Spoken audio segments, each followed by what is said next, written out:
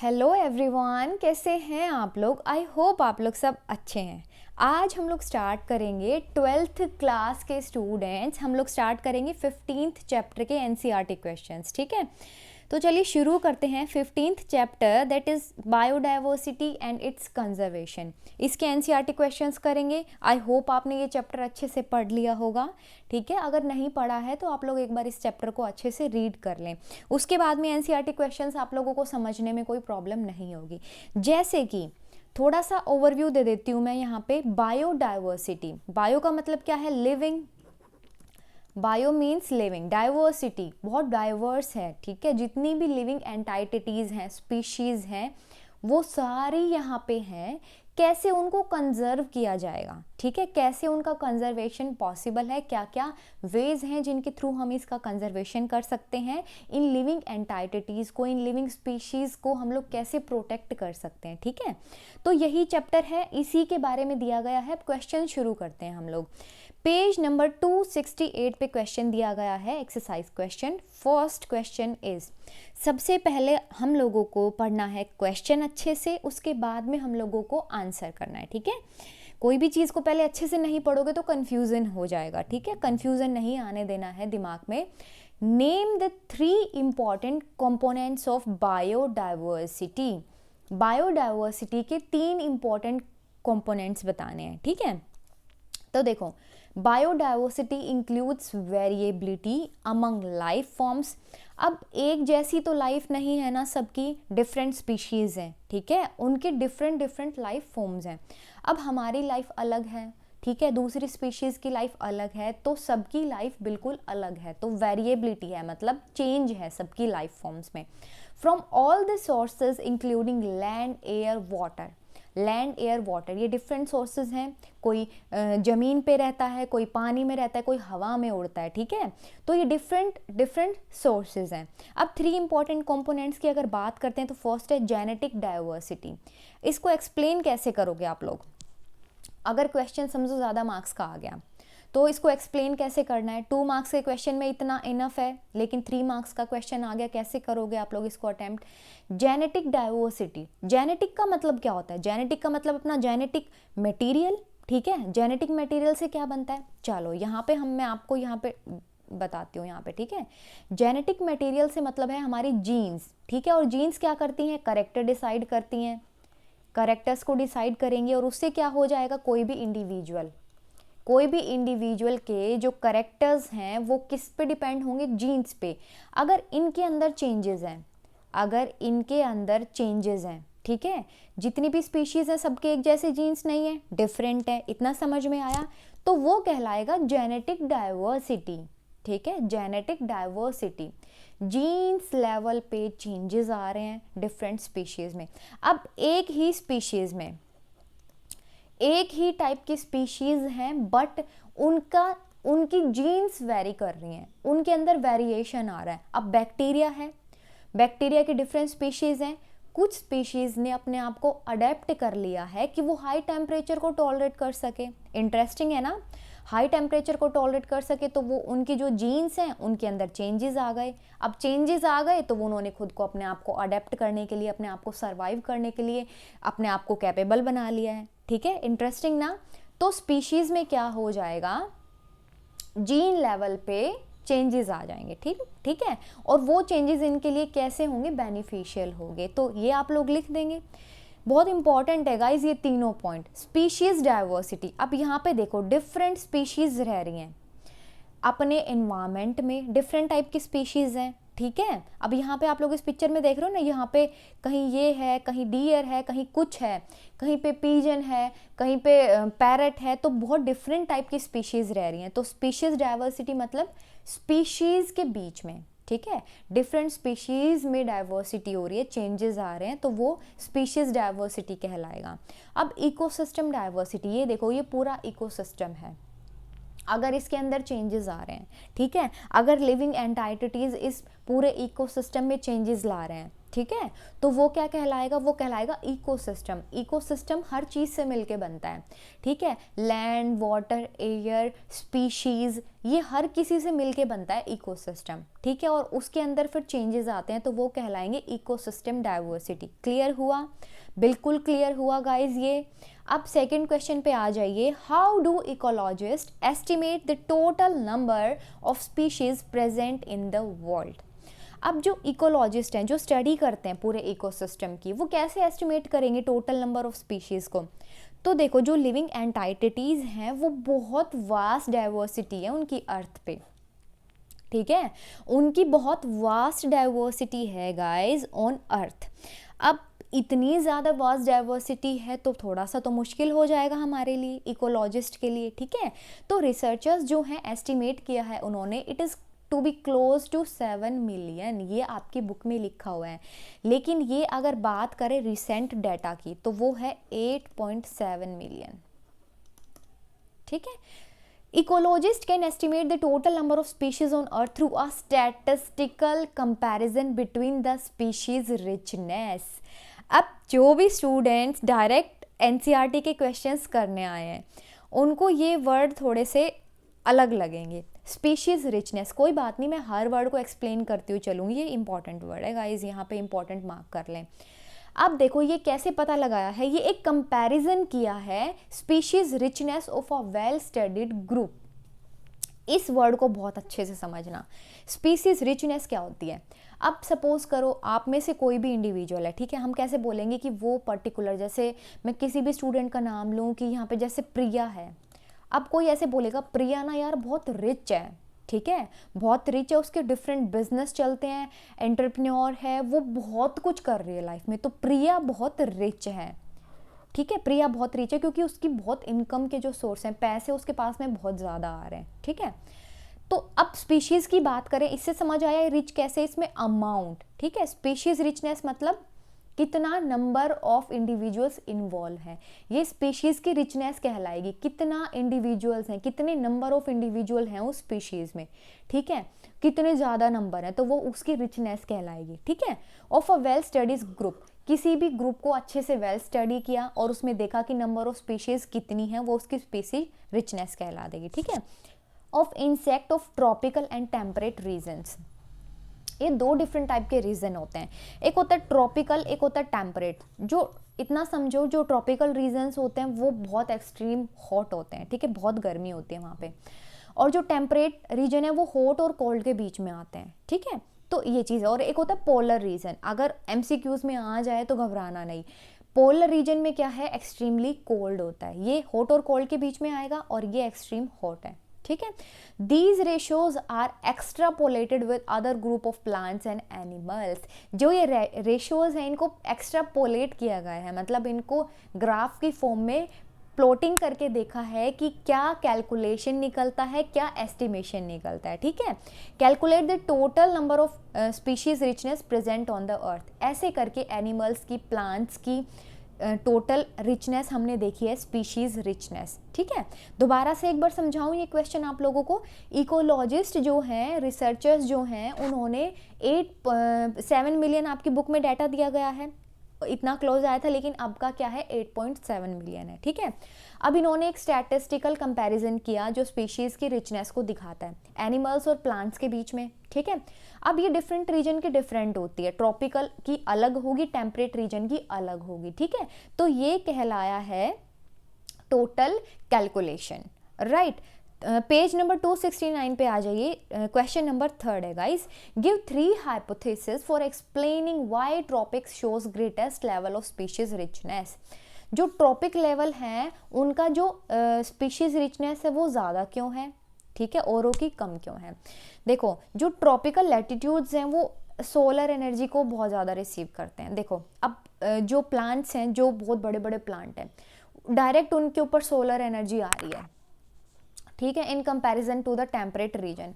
Temperate region जो है उनका इतना सोलर एनर्जी रिसीव नहीं कर पा रहे हैं। और सिंपल करूँ आप लोगों को तो देखो ये बहुत बड़े बड़े प्लांट्स हैं, ये सन की डायरेक्ट यहाँ पे आ रही है, और ये सपोज करो ये उनसे छोटे हैं, ये है टेम्परेट रीजन के, तो यहाँ पे डायरेक्ट नहीं आ रही क्योंकि ये इन्होंने कवर कर लिया है इसको, ठीक है। जो बड़े वाले प्लांट्स हैं उन्होंने इसको कवर कर लिया है पूरा, ठीक है। जो फॉरेस्ट एरिया में होते हैं बहुत बड़े बड़े प्लांट्स होते हैं, वो पूरा डायरेक्ट सनलाइट उनको मिलती है, तो उनकी जो प्रोडक्टिविटी है ना वो भी ज़्यादा होगी।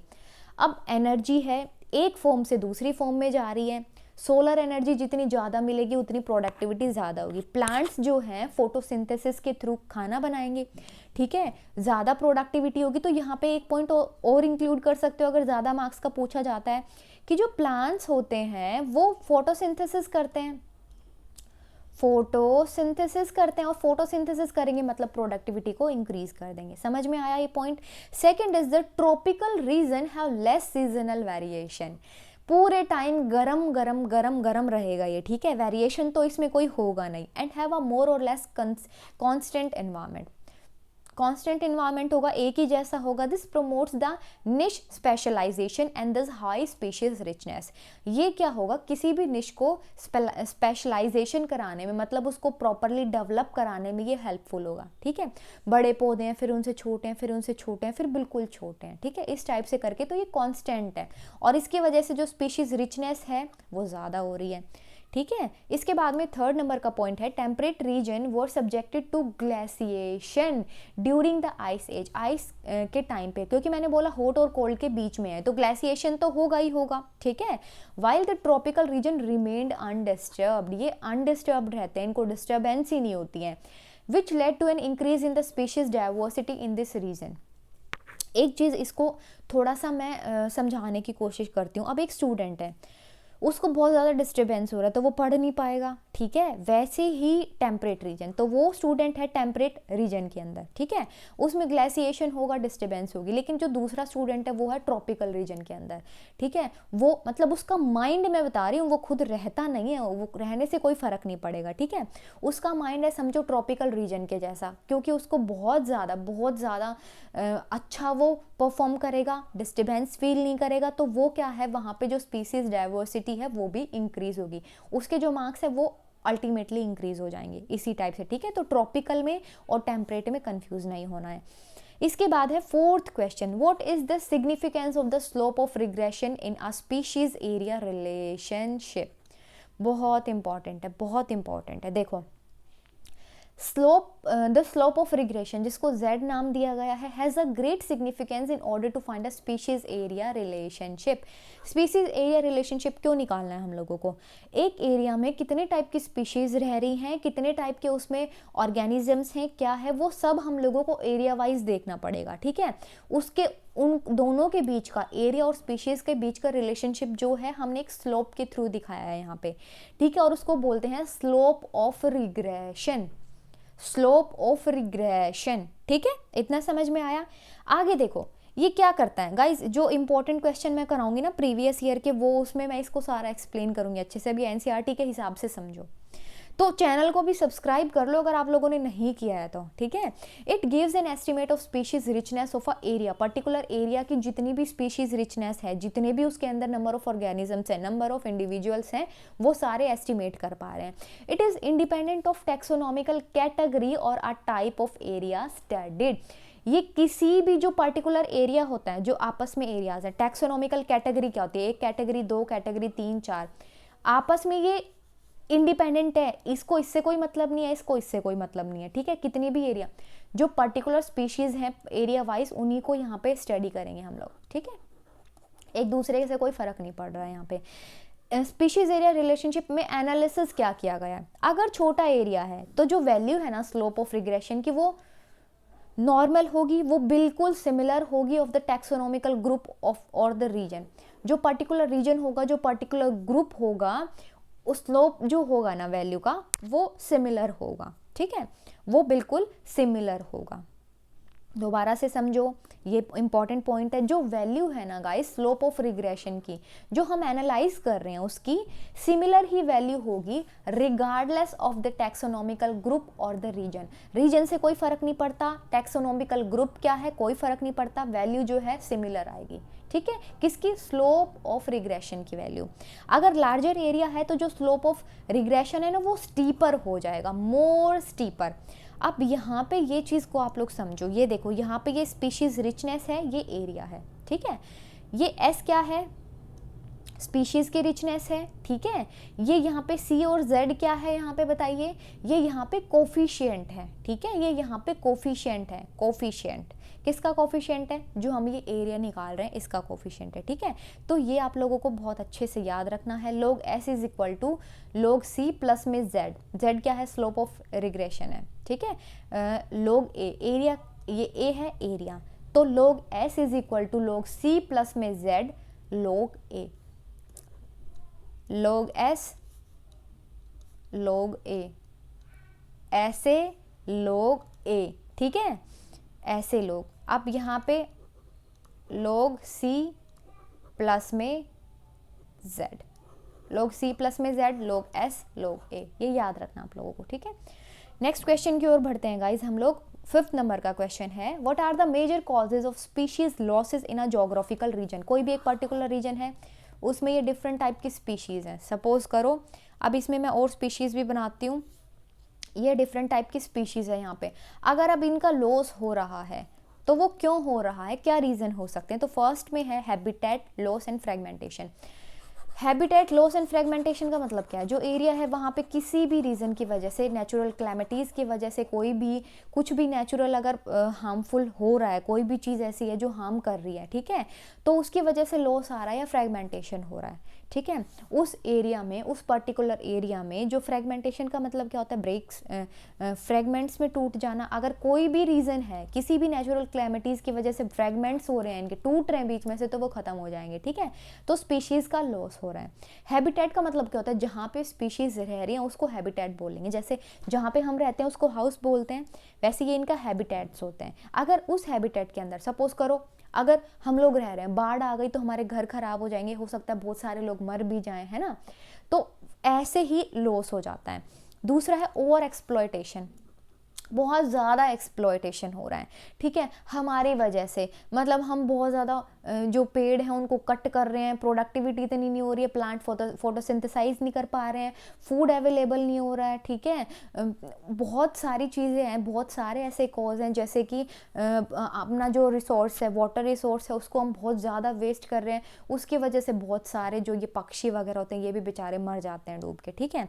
जो क्या कहते हैं, अब जो फिश है, अगर गंदगी डालेंगे हम, वाटर के अंदर गंदगी डालेंगे, तालाब में गंदगी होगी तो फिश मर जाएंगी धीरे धीरे, ठीक है, तो बहुत एक्सप्लॉयटेशन करना। तीसरा है एलियन स्पीशीज़ का इन्वेशन, एग्जाम्पल है पार्थेनियम। पार्थेनियम, पार्थेनियम इंडिया में आया, इन्वेजिव वीड की तरह आया था ये, ठीक है, ये इसने क्या है, ये एक एलियन स्पीशीज़ है जिसकी वजह से अपनी जो स्पीशीज़ है उनको नुकसान पहुंच रहा है। जहाँ पे भी ये होता है वो न्यूट्रिशन ही नहीं लेने देता है स्पीशीज़ को, ठीक है, पार्थेनियम। इसके बाद में है को एक्सटिंक्शन। को एक्सटिंक्शन का मतलब क्या है, ये एक स्पीशीज़ है, ये डिपेंडेंट है दूसरी स्पीशीज़ पे, ये दोनों दो फ्रेंड्स हैं, ठीक है, ऐसे समझो दो फ्रेंड्स हैं, एक दूसरी पे डिपेंडेंट है। अब एक को अगर कुछ हुआ तो बेचारी दुख में दूसरी वैसे ही मर जानी है, ठीक है, तो एक स्पीशीज़ है जो दूसरी स्पीशीज़ पे डिपेंड होती है, अगर कोई प्रॉब्लम हुई, कोई भी नेचुरल क्लैमिटीज़ हुई, कुछ भी लॉस हुआ तो ये दूसरी बेचारी वैसे ही ख़त्म हो जाएगी, ऐसा कुछ है, ठीक है।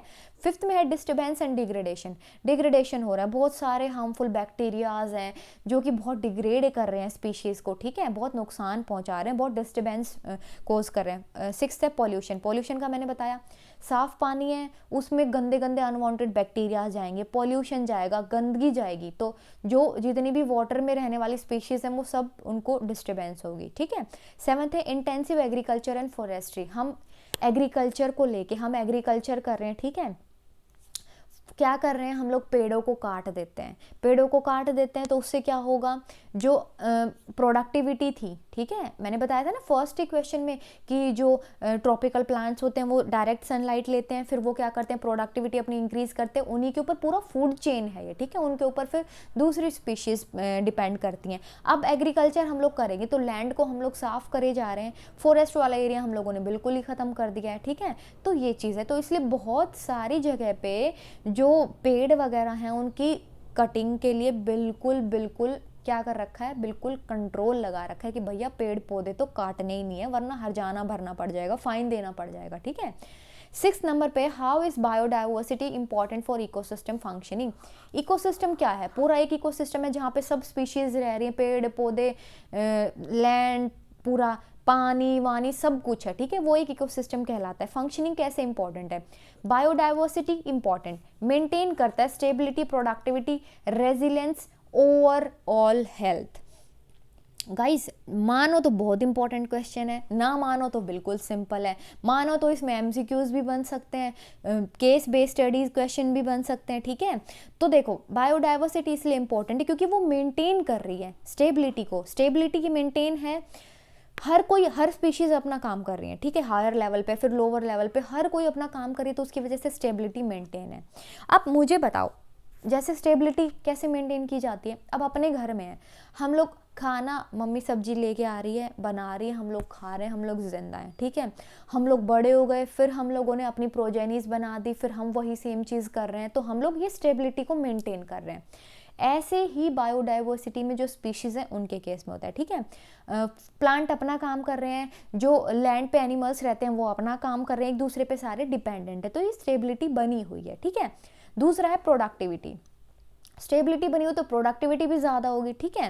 रेजिलेंस का मतलब क्या है, कोप अप करना। रेजिलेंस को अगर आप लोगों को ये वर्ड याद नहीं रहता ना तो कोप अप लिख देना, कोप अप करना, ठीक है। फिर है ओवरऑल हेल्थ, पूरी हेल्थ, जितनी भी ओवरऑल हेल्थ है वो भी इस चीज़ पे इंपॉर्टेंट एक फैक्टर है, ठीक है। देखो एक साइंटिस्ट था जिसका नाम था डेविड टिलमैन, कंफर्म किया उसने, हायर बायोडाइवर्सिटी होगी तो हायर प्रोडक्टिविटी होगी, कोई डाउट वाली तो कोई बात ही नहीं है इसमें। एमसीक्यू पूछा जाए कि अगर हायर बायोडाइवर्सिटी होगी तो प्रोडक्टिविटी कैसी होगी, हायर होगी, कोई डाउट नहीं है। ज़्यादा प्लांट होंगे, सिंथेसिस ज़्यादा करेंगे, फोटोसिंथेसिस ज़्यादा करेंगे, और क्या होगा, मोर डिकम्पोजर्स बनेंगे जो कि इकोसिस्टम वेस्ट को रिसाइकल कर देंगे, ठीक है। Rich biodiversity provide resilience, cope up कर देती है against the natural as well as man made disturbances. अगर हम लोग कोई डिस्टर्बेंस कर रहे हैं या नेचुरल क्लैमिटीज़ की वजह से बाढ़ आ गई, सूखा पड़ गया, कुछ भी हुआ, उसकी वजह से ये उसको कोप अप करने में काम आ जाती है, ठीक है। 7th नंबर का क्वेश्चन है, what are sacred groves, what is their role in conservation, ठीक है। Sacred groves are the tract of forest which are regenerated around the places of worship. Sacred groves क्या हैं, are found in Rajasthan. Rajasthan में जो western घाट है, कर्नाटका में western घाट पे, जो ये देखो हम लोग कोई भी रास्ते से जाते हैं, इधर से भी पेड़ पौधे हैं, इधर से भी पेड़ पौधे हैं, ठीक है, वो क्या करते हैं, वो प्रोटेक्ट करने का काम करते हैं, ठीक है। महाराष्ट्र, कर्नाटका, मेघालय, मध्य प्रदेश, ऐसे में सेक्रेड ग्रूव्स मिलेंगे। सेक्रेड ग्रूव्स क्या है, ये जो ट्रैक है उस पे फॉरेस्ट के जो पेड़ पौधे होते हैं ना वो सारे मिलेंगे। जैसे ये रास्ता है यहाँ पे, ये यहाँ पे पूरे प्लांट्स हैं, ठीक है, तो ये है। अब sacred groves help in protection of many rare threatened endemic species of plants and animals found in an area. अब किसी भी एरिया से अगर आप लोग जा रहे हो, ठीक है, ये पेड़ पौधे हैं, तो अगर पेड़ पौधे हैं तो मतलब पूरा खाली एरिया तो नहीं है, वो पूरा भरा हुआ है, हरा भरा है ना। तो क्या होगा, जो भी कोई थ्रेटन्ड स्पीशीज़ होंगी ना उनसे हम लोग बच जाएंगे। अगर सोचो ये पेड़ पौधे होंगे तो कहीं से कुछ भी आके आपकी गाड़ी पे अटैक कर रहा है, या कोई पैदल जा रहा है तो आपके ऊपर कोई भी कुछ भी अटैक कर रहा है, ठीक है, लेकिन इनकी वजह से क्या हो जाएगा, आपको प्रोटेक्शन मिलेगी। तो सैक्रेड ग्रूव्स भी एक इम्पॉर्टेंट क्वेश्चन है, इसको याद रखना, ठीक है। सैक्रेड ग्रूव्स जो पौधे होते हैं ना उन्हीं को बोला गया है सैक्रेड ग्रूव्स। जो पौधे नहीं, सॉरी, बहुत बड़े बड़े जो फॉरेस्ट के लंबे लंबे पेड़ पौधे होते हैं उनको बोला गया, छोटे वाले पौधे नहीं, ठीक है। 8 नंबर का क्वेश्चन है, among the ecosystem services are control of floods and the soil erosion, how is this achieved by the biotic component of the ecosystem. Question को समझो, इकोसिस्टम सर्विसेज में को कंट्रोल करने के लिए जो फ्लड और सॉइल इरोजन होता है ना, उनको कंट्रोल करने के लिए जो बायोटिक कंपोनेंट होते हैं सिस्टम के, वो कैसे हेल्प करते हैं। अब देखो इकोसिस्टम के पास में 2 कंपोनेंट है, अगर पूछा जाए तो एक है एबायोटिक, दूसरा है बायोटिक। एबायोटिक जो नॉन लिविंग है, soil, air, water, light, temperature, ये सब हैं non living. Non living category में आते हैं। लिविंग में क्या आता है, प्लांट्स, एनिमल और ह्यूमंस। ये पूरा यहाँ पे देखो, ये डायग्राम में दिखाया गया है, protist, plant, animal, fungus, bacteria, ये क्या है, ये है बायोटिक कंपोनेंट्स, बायोटिक। और ये वाले क्या है, एयर, वाटर, सॉइल, जितने भी नॉन लिविंग है ना वो सारे एबायोटिक है, ठीक है। रोल क्या होता है, देखो प्लांट का तो बहुत ही बढ़िया रोल है। Crucial in controlling soil erosion and the floods और सॉइल इरोजन को कंट्रोल करने के लिए काम में आता है। अब जो प्लांट है, प्लांट की रूट्स हैं, ये प्लांट है, ये प्लांट की रूट्स हैं। अब ये मिट्टी है, ये देखो ये क्या है, ये सॉइल है। बहुत प्यार से समझा करो चीज़ों को ना, रटने की ज़रूरत नहीं है, प्यार से चीज़ों को समझो, सब समझ में आएगा। ये सॉइल है, ये पूरी इसके अंदर रूट्स फैली हुई है। अब ये फैली हुई तो यहाँ पे ये पोरस सॉइल बना देगी, मतलब जकड़ी हुई तो नहीं बनाएगी ना, सॉइल को बिल्कुल पोरस बना देगी। अब बोलते हैं ना कहीं पे सूखी मिट्टी पड़ी हुई है, वहाँ पे राजस्थान के कोई एरियाज़ में क्या होता है, बिल्कुल सूखा पड़ा होता है, वहाँ पे एग्रीकल्चर होना बहुत मुश्किल है, ठीक है। तो जो ये रूट्स हैं ये क्या करेंगी, सॉइल को पोरस बना देंगे, और ये क्या करेंगे, ग्राउंड वाटर को इनफिल्ट्रेशन में काम आएगा। जो ग्राउंड वाटर होगा ना, ये रूट्स के नीचे ऐसे ऐसे होती रहेंगी और वो वाटर को इनफिल्ट्रेट करता रहेगा, फिल्ट्रेट करता रहेगा, ठीक है। जो है प्लांट रूट, ये secure and soil particles binded together, secure करता है और सॉइल पार्टिकल्स को आपस में बाइंड करके रखता है, ठीक है। Inhibit the top layer of the soil to get eroded by the running water. अब अगर पानी भी बह रहा है ना, तो भी जो नीचे वाली, जो ऊपर वाली लेयर है ना, उसको कुछ नुकसान नहीं पहुंचेगा, क्योंकि सॉइल पार्टिकल्स, देखो यहाँ पे सपोज करो यहाँ से पानी आ रहा है और ये है अपने सॉइल।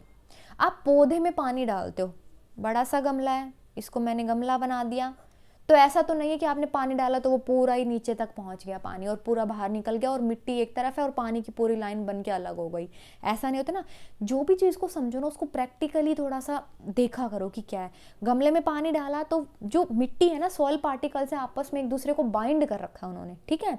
और उसकी वजह से क्या है, ये इरोड नहीं कर पाएगा, उसको जो टॉप लेयर है उसको बचा देगा, ये उसको पूरा यहाँ ख़त्म नहीं करेगा, ठीक है। जो रनिंग वाटर है वो टॉप लेयर को कोई नुकसान ही नहीं पहुंचाएगा, ऐसे समझो, ठीक है। क्वेश्चन समझ में आया ये वाला। इसके बाद में 9th क्वेश्चन है guys, the species diversity of plant की 22% है, is much less than that of animal. Animal की 72% है, 22% प्लांट की है, 72% एनिमल की है। What could be the explanation to how animal achieved greater diversification. Adaptation of animal to changing environment for the survival. Adaptations हो रही हैं, plant क्या अडेप्ट कर रहा है, प्लांट जरा सा कुछ हुआ सूख जाएगा, ठीक है।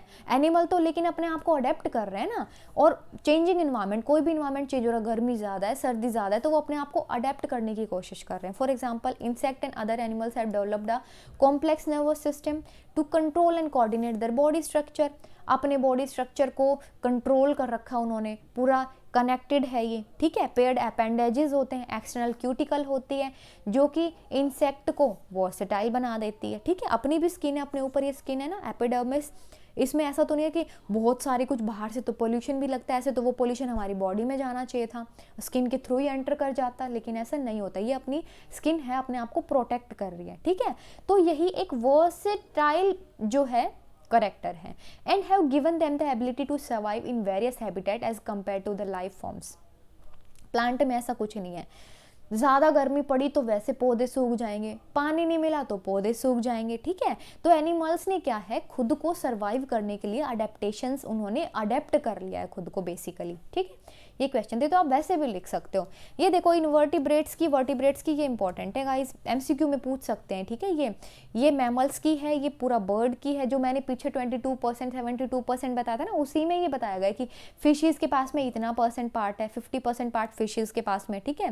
रेप्टाइल्स हैं, एम्फीबियंस है, बर्ड्स है, तो इनको बहुत अच्छे से आप लोग ने एक बार बना के देख लेना, एमसीक्यू में पूछ सकते हैं, ये इंपॉर्टेंट है। ये एंजियोस्पर्म है इतना %, ये फंजाई है, algae, lichens, mosses, ferns, alias, ठीक है, ये सब है। अब यहाँ पे क्रस्टेशियंस है, मॉलस्कस हैं, ये इंसेक्ट हैं, ये इनकी पूरी कैटेगरी है इनवर्टिब्रेट की। वर्टिब्रेट, इनवर्टिब्रेट और प्लांट्स ये दिखाया गया है, ठीक है। इसके बाद में है गाइस क्वेश्चन नंबर 10 और ये लास्ट क्वेश्चन है आप लोगों का। Can you think of a situation where we deliberately want to make a species extinct? How would you justify it? क्या आप सोच सकते हैं एक सिचुएशन के बारे में जहाँ पे हम deliberately, मतलब हम स्पीशीज को एक्सटिंक्ट ही कर रहे हैं, ठीक है। तो yes, of course हम लोग कर रहे हैं। There are various kind of parasite and disease causing microbe, बहुत सारे parasite and disease causing microbes हैं, unwanted microbes हैं, that we deliberately want to eradicate from the earth। जो क्वेश्चन था ना उसमें ये था कि जो स्पीशीज़ है उनका एक्सटिंक्शन हो रहा है, ठीक है, एक्सटिंक्शन हो रहा है। कैसे आप लोग कर रहे हो इस स्पीशीज़ को, अनवांटेड स्पीशीज़ को एक्सटेंट करना है, ख़त्म करना है। जो भी डिजीज़ कॉजिंग माइक्रोब्स हैं उनको हम लोग ख़त्म करना चाहते हैं, चाहते हैं ना। अब पीछे कोरोना आया था, हमको ख़त्म करना था ये, ठीक है, ख़त्म करना चाहते हैं ना हम लोग इसको। तो अनवांटेड माइक्रोब्स को जो कि हार्मफुल है ना हमारे लिए, हम उन सबको ख़त्म करना चाहते हैं।